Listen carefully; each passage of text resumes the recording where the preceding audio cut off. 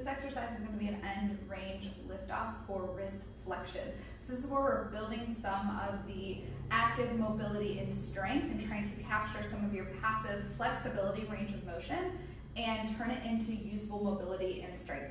So for this exercise, we are going to start in our end range position. So I'm going to show you how to find a position that works for your body, which is really important for an end range liftoff, where we are going into our end range and backing out of it just enough, but not too much, to make it challenging, but still able to accomplish the exercise. So an easier position would be all the way back here where my wrist is not very flexed. From here, the goal is to lift your knuckles off the ground. We want to then lift the knuckles off the ground. Now notice how I can clear the ground several inches from here, so that would be too easy for me. So I want to find somewhere between the easiest position and the hardest position, which would be back here, where I'm finding my end range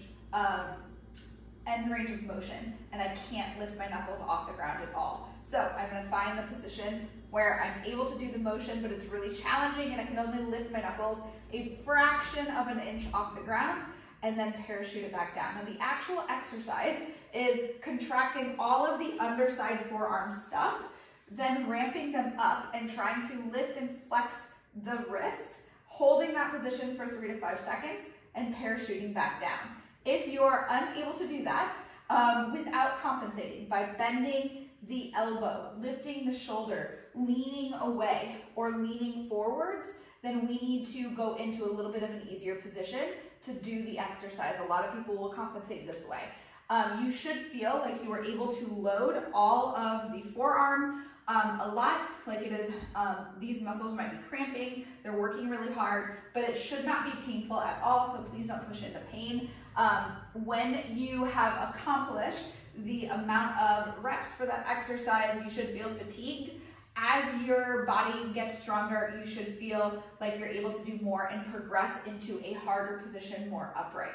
Now, if you feel like you're doing your reps and you start in one position and you start compensating and you're not able to do it in that position anymore, just move your position out of it a little bit, because the goal is to accomplish the exercise and load the tissues without compensating in other areas. So you might need to modify and adjust in the beginning as you're getting used to this exercise, but over time you should feel like you're progressing and able to do more in the more upright position, or even just progress the position over time as well. So make sure that's what you're aiming to do over weeks, and over time you should feel like you are building a lot more of a stronger wrist.